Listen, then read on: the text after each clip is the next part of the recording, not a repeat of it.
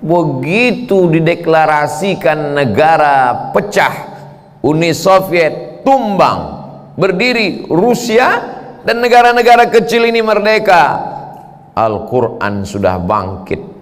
Tidak ada yang bisa menghilangkan Islam dari suatu negeri, kuncinya satu. Assalamualaikum warahmatullahi wabarakatuh. Alhamdulillah wassalatu wassalamu ala rasulillah wa ala alihi wa sahbihi wa man da'a bida'watihi wa istanna bisunnatihi ila yaumi liqa'i rabbih wa ba'du.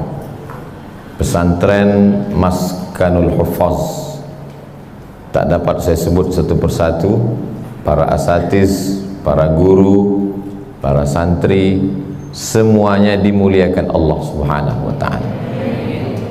Banyak tadi disebutkan umi-umi, semuanya mulia kecuali Omikron.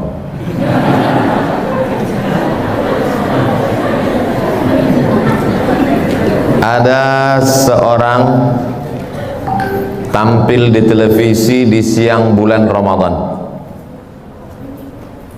lalu dia ambil air minum. Kata dia, wahai rakyatku, marilah kita sama-sama minum di siang Ramadan, karena puasa itu hanya melemahkan badan, merendahkan etos kerja, dan mengurangi produktivitas. Nama laki-laki itu adalah Borkeba, nama negaranya Tunisia.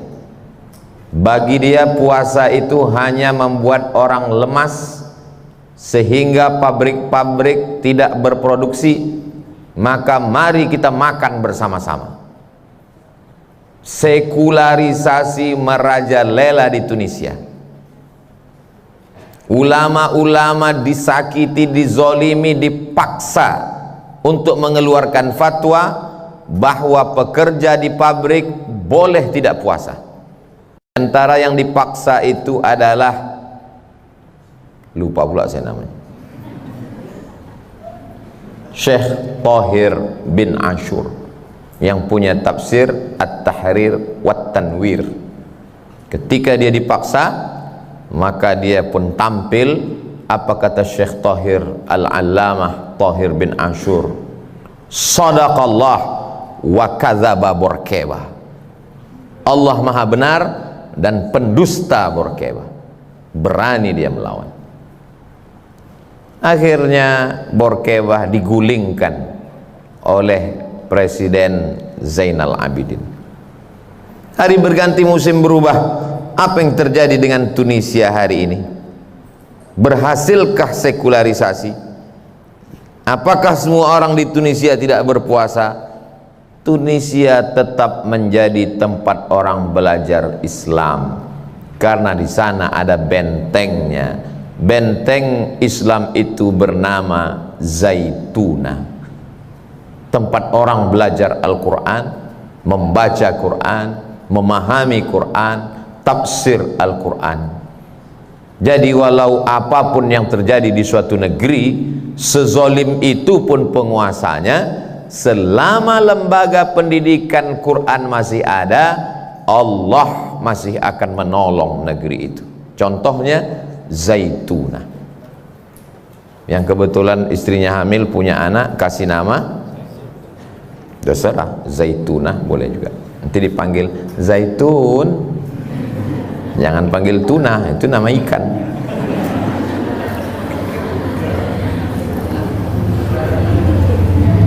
Yang kedua, negara ini dikuasai oleh Uni Soviet. Presiden terakhirnya Gorbachev. Ada yang mengatakan Gorbachev itu orang Bandung, nama aslinya Cecep Gorbachev.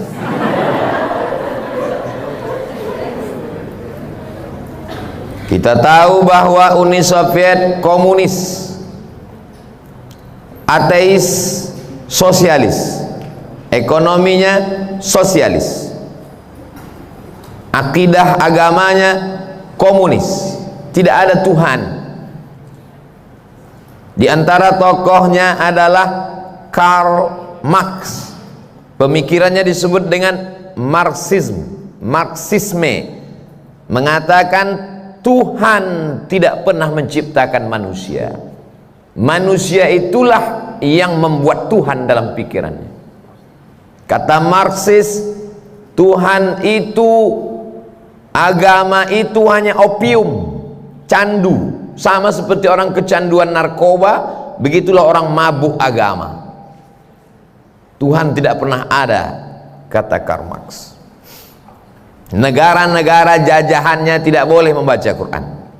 Quran dibakar, ulama-ulama dihabisi, agama tidak boleh berkembang. Akhirnya datang Boris Yeltsin. Setelah itu tumbanglah Uni Soviet, dan negara-negara tadi merdeka, dan Soviet menjadi kecil, dan negara tidak sebesar dulu lagi. Uni Soviet berubah menjadi Rusia dengan Presiden Vladimir Putin. Putin tidak sedahsyat pendahulunya. Dia masih mau meresmikan masjid bersama dengan Erdogan. Dia tidak mengusik Islam. Bukan berarti saya pro Putin lalu. Ketika negara-negara jajahan Uni Soviet tadi merdeka, Uzbekistan, Tajikistan, Afghanistan, Kirgistan. Stan itu artinya bahasa Inggrisnya land, tanah. Orang Kurdi punya tanah namanya Kurdistan. Somat punya tanah namanya Somatstan. Tajikistan, Uzbekistan, Kazakistan, Kirgistan, Tajikistan, Afghanistan merdeka. Apakah mereka ini menjadi komunis dan tidak beragama? Ternyata setelah negeri-negeri ini merdeka, anak-anak kecilnya hafal Quran. Jangan Masya Allah dulu, cerita belum selesai. Dari mana anak-anak ini bisa hafal Quran? Ternyata di dalam kamar itu malam-malam tanahnya digali. Digali pasir tanah di kamar itu, lalu kemudian bagian atasnya ditutup pakai papan dan karpet. Anak-anak dimasukkan ke dalam, gelap, tidak dikasih lampu, menghafal Quran memakai metode talqin. Guru membaca, murid mendengar. Bismillahirrahmanirrahim. Bismillahirrahmanirrahim. Idzas samaa'u fatarat. Idzas samaa'u fatarat. Wa idzal kawakibu tatharat. Wa idzal kawakibu tatharat. Wa idzal biharu fujjirat. Tidak melihat Quran, tapi hafal Al-Quran. Gelap. Di tengah gelap itulah anak-anak itu menghafal Quran. Ketika tentara-tentara Uni Soviet datang, mereka diam, mereka sepi, mereka sunyi. Saat tentara tertidur malam, di malam itulah mereka mendidik anak-anak bertahajud dan menghafal Al-Quran. Terbukti janji Allah, inna nahnu nazzalna dzikra wa inna lahu lahafizun. Akhirnya apa yang terjadi? Begitu dideklarasikan negara pecah, Uni Soviet tumbang, berdiri Rusia, dan negara-negara kecil ini merdeka. Al-Quran sudah bangkit. Tidak ada yang bisa menghilangkan Islam dari suatu negeri. Kuncinya satu, lembaga pendidikan Al-Quran. Lalu kemudian ada seorang namanya Ataturk. Azan tidak boleh pakai bahasa Arab. Semua perkumpulan-perkumpulan pengajian dibubarkan. Masjid Hagia Sophia dirubah menjadi museum. Salat, berdoa tidak boleh pakai bahasa Arab, pakai bahasa Turki. Saya tidak bisa membayangkan seandainya kita mendapat musibah seperti itu, lalu pemimpin mengatakan tidak boleh azan pakai bahasa Arab. Oh, bagaimana bunyi azan kita?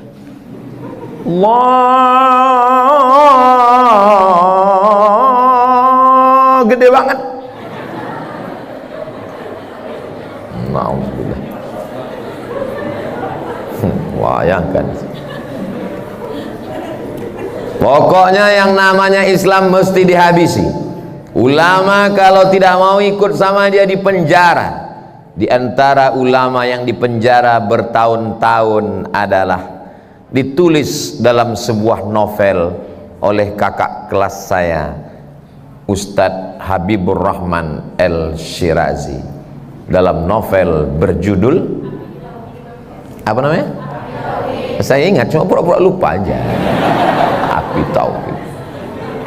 Dia adalah Badi'uz Zaman Said Nursi, tapi di tengah penjara dia tetap menulis renungan-renungan dia tentang Al-Quran.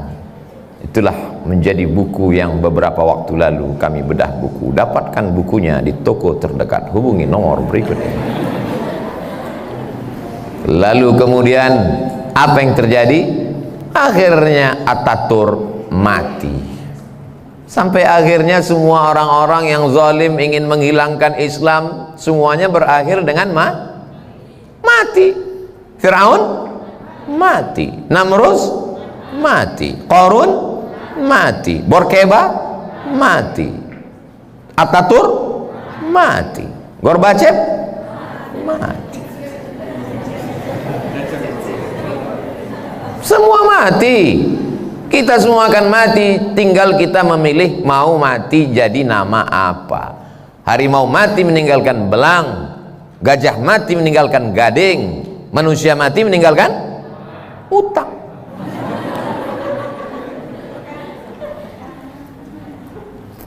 Azan pakai bahasa Turki, berdoa tidak boleh bahasa Arab. Tempat orang berkumpul ramai-ramai ditutup.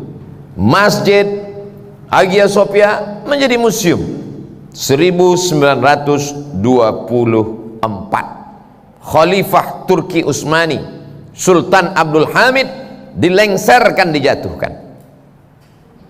Sekarang tahun 2022, tidak lama lagi 2024, 100 tahun, 1 abad Ataturk. Apakah Islam hilang di Turki? Malah yang jadi museum dulu sekarang dirubah jadi masjid. Dia berharap masjid-masjid yang lain berubah jadi museum. Ternyata museum yang dia buat itu sekarang berubah jadi masjid dan berkumandang suara azan dengan bahasa Arab. Dari menara yang tinggi bersahut-sahutan antara Masjid Blue Mosque, antara Masjid Sultan Ahmad dengan Masjid Hagia Sophia. Apa yang terjadi dengan Turki? Kenapa Turki tidak berhasil disekulerkan? Kenapa Islam tidak hilang? Karena ada ulama yang bergerak dengan pendidikan. Namanya Sulaiman Hilmi Tunuhan. Sulaiman Hilmi Tunuhan. Di mana saja penjuru bumi dunia sekarang, dari Eropa, Amerika, Afrika, Asia, Australia, ada tempat orang menghafal Quran. Barokah dari seorang ulama, Sulaiman Hilmi Tunuhan. Dialah yang membuat cikal bakal Sulaimaniyah. Dari 3 contoh sampel tadi, yang pertama Tunisia, yang kedua Uni Soviet, yang ketiga Turki. Ini akan masuk ujian akhir semester.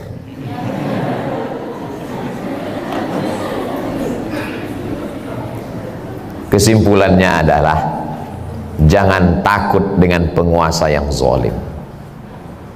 Tapi kami nggak bisa berceramah seperti Ustadz. Ceramah ini berat, biar aku aja. Sanggup kalian dibully? Sanggup kalian nanti upload tiba-tiba lebih banyak unlike, dislike? Sanggup kalian diserang oleh buzzer, caci maki, sumpah serapah? Kalian ngapal Quran aja. Tempat ini sudah saya lihat pakai AC, tenang, adem, ayam, mesin cucinya udah saya lihat. Saya diajak masuk kamar ustazah, mana saya mau. Tempat di atas bersih, tenang, Masya Allah. Tapi tempat menghafal Quran tidak boleh terlalu tenang, karena setan nanti datang. Baru baca 2 ayat, siapa saja datang ke Maskanul Huffaz hanya 1 tahun, maka dia menghafal Quran, beasiswa. Kita doakan para donatur kita rezekinya lancar, suami istri soleh solihah, anak-anaknya menjadi keluarga sakinah mawaddah warahmah. Jangan sampai suami donatur ini dilarikan oleh pelakor. Ini yang dikhawatirkan ibu-ibu sekarang. Masya Allah, tabarakallah, apa yang dilakukan oleh Ustazah Oki beserta suami dan keluarga, 10% dari pendapatan beliau untuk sodakoh, wakaf, infak di Maskanul Huffaz. Dan sekarang sudah berdiri di Padang, di Medan, di Batam. Sudah lihat cabang-cabangnya. Hari berganti, musim berubah, zaman bertukar. Insya Allah di masa akan datang seluruh penjuru dunia ini ada Maskanul Huffaz. Dan kalianlah yang akan menjadi duta-duta Maskanul Huffaz. Ada pimpinan Maskanul Huffaz cabang London, ada Maskanul Huffaz cabang Paris, ada Maskanul Huffaz cabang Zimbabwe. Kenapa tak diaminkan? Semua ini bumi Allah, semua ini hamba Allah. Al-Quran mesti disampaikan. Wa idza quri'al Quran, kalau Quran dibacakan, fastami'u lahu, dengar baik-baik, wa ansitu, diam, la'allakum tur'amun. Mendengarnya aja turun rahmat, mendengarnya aja datang rahmat, mendengarnya aja melanggengkan rahmat, apalagi menghafal dan mengajarkannya. Di antara kita di seluruh negeri ini, siapa yang paling mulia? Kalau yang dikatakan mulia itu adalah gubernur, bupati, wali kota, presiden, mulianya cuman 10 tahun. Setelah itu turun, kecuali amandemen, kecuali perpanjangan. Yang mulia di antara kita adalah khairukum man ta'allamal Qur'an wa 'allamahu. Yang paling mulia adalah orang yang belajar Quran dan mengajarkan Al-Quran. Maka orang yang paling beruntung adalah adik-adik sekalian. Sini masuk, hafal Quran, 1 tahun selesai, kalian dicari oleh orang untuk pengabdian. Semua di negeri ini nanti akan buka rumah Quran, buka tahfiz Quran, Maskanul Huffaz, bebas kalian kemanapun pergi. Tapi kalian juga mesti jaga orang sekeliling kalian. Kalian penghafal Quran, jangan kalian cari suami anak hantu. Carilah yang mensupport, yang kira-kira membuat Al-Quran kalian terjaga dan terpelihara. Mudah-mudahan suami kalian orang-orang soleh. Jangan sampai kalian dilarangnya mengulang Al-Quran. Apa kau dari tadi ngaji aja? Emang aku setan? Memang iya setan. Nah, ini penting. Ustazah Oki punya suami yang soleh, mensupport.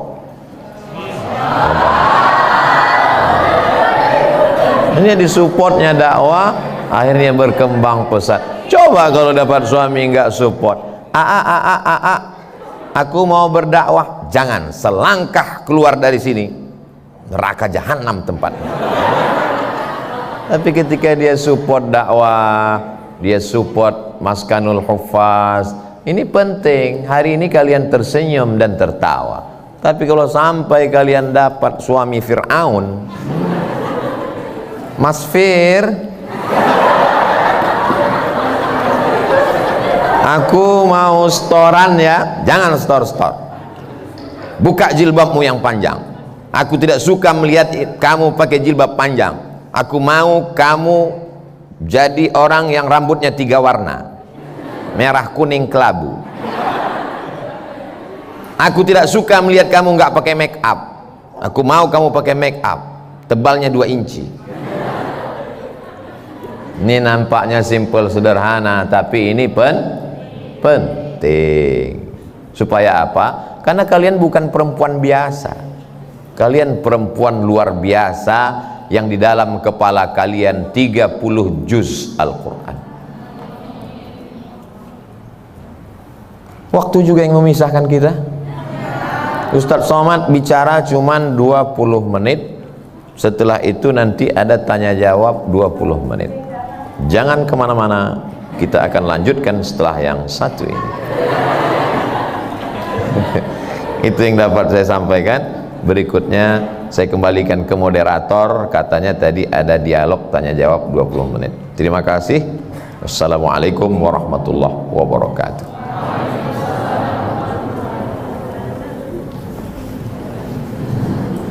Oke, langsung saja kepada teman-teman yang mau bertanya, langsung acungkan tangan, nanti kita pilih, langsung ditanya, kemudian langsung jawab semuanya. Silakan dari Akhwan dulu.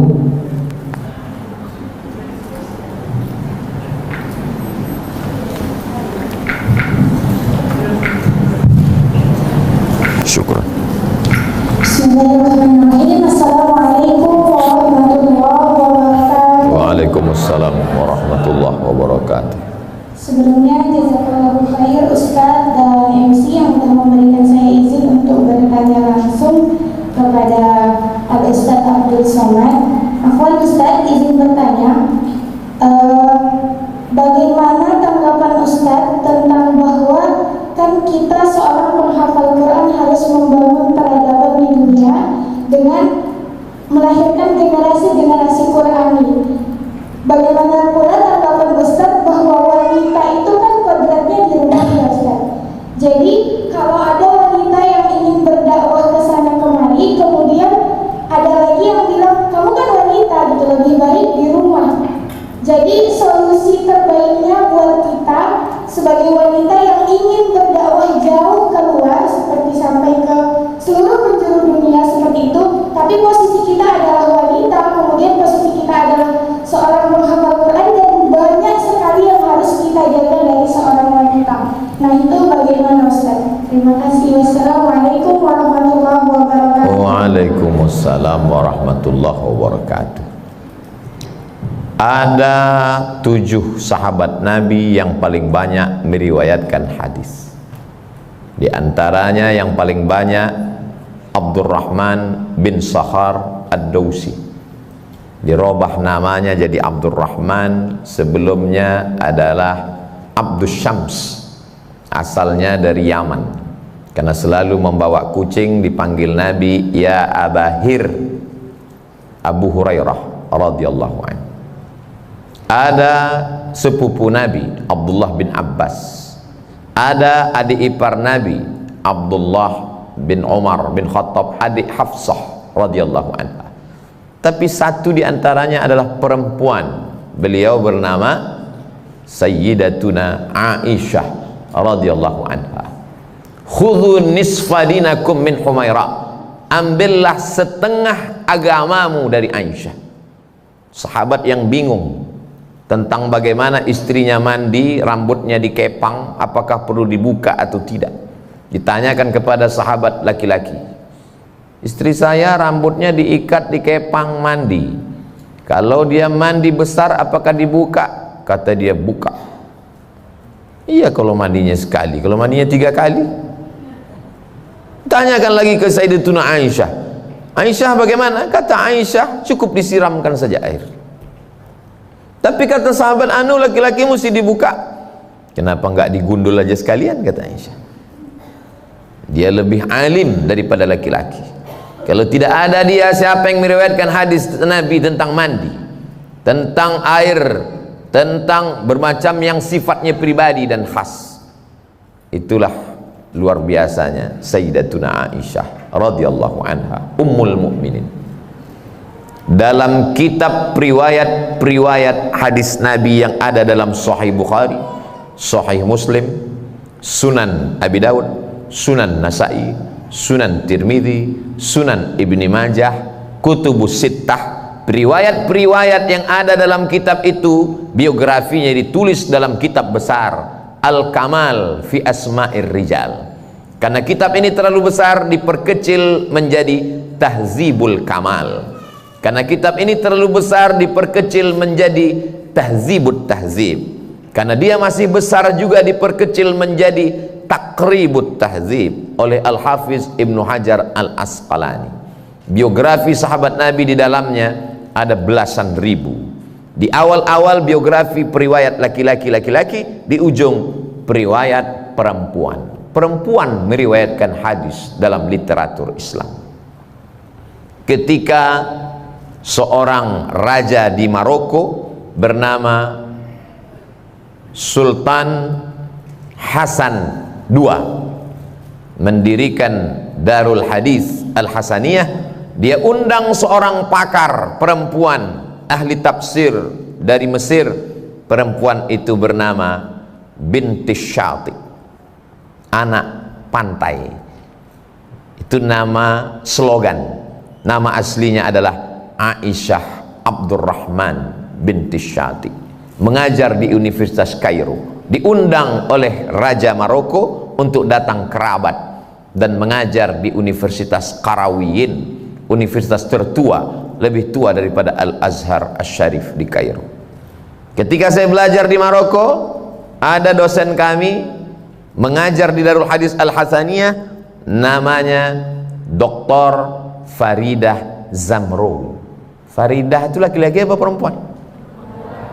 Dari 3 sampel contoh Aisyah radhiyallahu anha beserta para sahabat dalam kitab Al-Kamal fi Asma'ir Rijal. Yang kedua adalah Aisyah Abdurrahman binti Syati. Yang ketiga adalah Dr. Faridah Zamrou. Saya balik bertanya, bolehkah perempuan mengajar? Masuk juga ujian mid semester. Perempuan itu mesti di rumah, ayatnya jelas, waqarna fi buyutikunna, hendaklah kamu berada di rumah. Wa anzalna ilaika dzikra, kami turunkan kepadamu Al-Quran, litubayyina linnas, kau jelaskan makna isinya.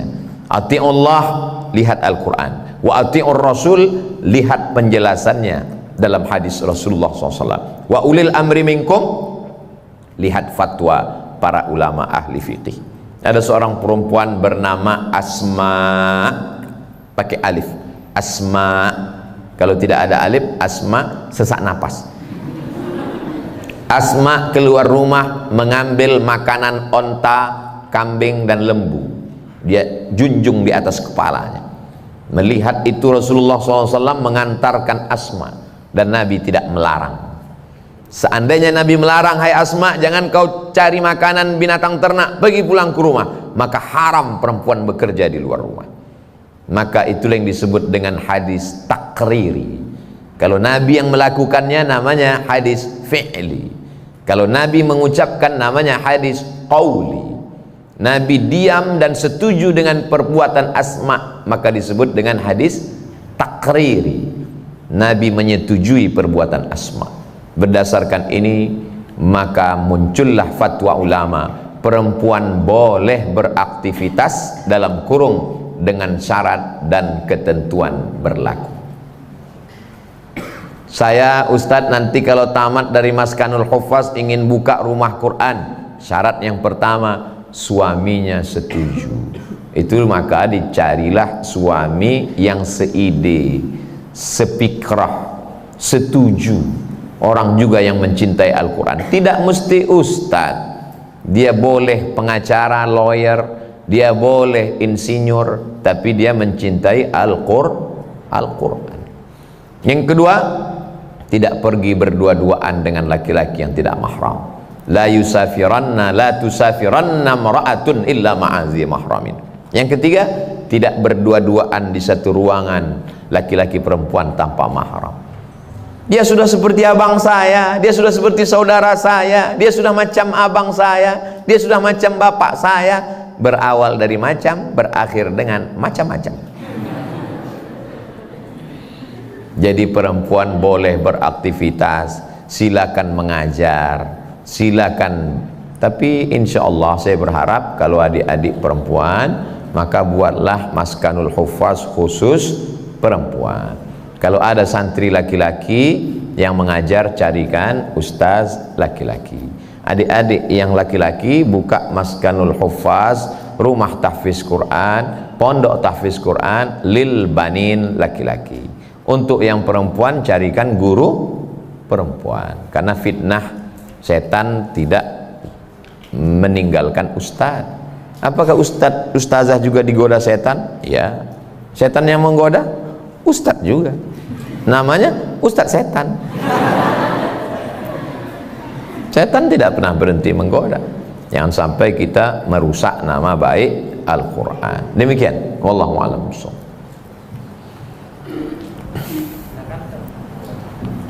Silakan satu lagi, masih ada waktu.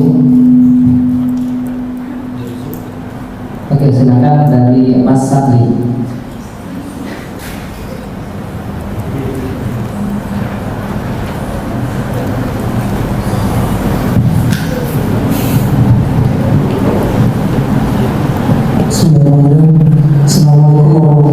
Waalaikumsalam warahmatullahi wabarakatuh. Pertama sekali mengucapkan seluruh santri semoga atas kedatangan Ustaz. Yang kedua kami mengucapkan barakallah atas kelahiran putra tercintanya, mudah-mudahan menjadi ahli Quran. Amin, amin. Ustaz, izinkan yang bertanya, sebenarnya siapakah ahli Quran itu? Apakah menghafal Al-Quran 30 juz? Atau apakah orang yang selalu hidup bersama Al-Quran, membaca Al-Quran 5 juz? Atau orang yang mengajarkan Al-Quran meskipun tidak hafal 30 juz? Atau orang yang selalu berjuang berdakwah menjalankan dakwah Al-Quran? Itu saja Ustaz. Assalamualaikum warahmatullahi wabarakatuh. Waalaikumsalam warahmatullahi wabarakatuh. Wa idza quri'al Qur'an, kalau dibacakan Al-Quran, fastami'u lahu, dengar baik-baik, wa ansitu, diam, la'allakum turhamun. Level yang paling rendah mendengar, berawal dari mendengar. Naik ke level yang kedua, iqra'ul Qur'an fa innahu ya'ti yaumal qiyamati syafi'an li ashabi. Level yang kedua, membaca. Faqra'u ma tayassara minal Qur'an, membaca. La aqulu alif lam mim harf, alif harf, lam harf, wal mim harf, wa likulli harfin asyru amsalihah. 10 huruf untuk satu kebaikan, satu huruf dibalas 10 kebaikan. Jadi adik-adik di sini mengulang hafalan satu hari itu banyak sekali. Tapi ini baru level 2. Level yang ketiga, afala yatadabbaruna al-Quran am ala qulubin aqfaluha, mentadabbur, memahami makna Al-Quran. Jangan berhenti pada satu tangga, mesti naik, mendengar, membaca, memahami, di atas. Khairukum man ta'allamal Quran wa 'allama. Kami ini Pak Ustadz, gubernur, bupati, wali kota, menteri, presiden, direktur BUMN, kami tidak hafal Quran. Bantu rumah Al-Quran, keluarkan APBD untuk para penghafal Quran, mudahkan urusan orang yang menghafal Quran dengan kekuasaanmu. Kami ini Pak Ustadz tidak hafal Quran, tapi bisnis lancar. Uangmu untuk menolong, menjadi bapak ibu asuh para penghafal Quran. Jadi dengan apapun jabatan, kekuasaan, harta benda yang dititipkan Allah, itu bukan tujuan, itu hanya wasilah cara. Tujuan akhirnya adalah menolong agama Allah. In tansurullaha yansurkum.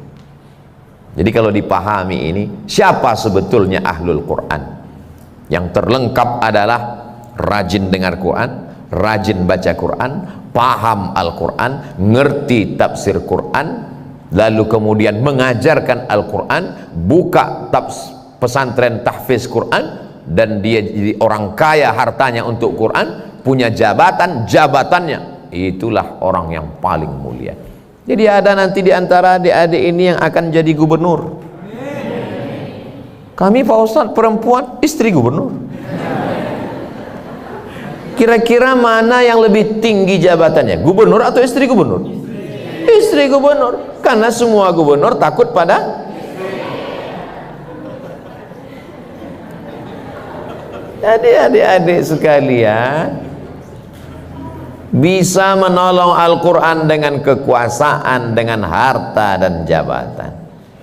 Untuk apa Ustadz bicara ini? Kan ini tidak ada hadir pejabat. Di sini memang mereka tidak hadir, tapi mereka nonton. Di mana mereka nonton? Di channel Ustadz Abdul Somad Official. Subscribe, like, share, and comment.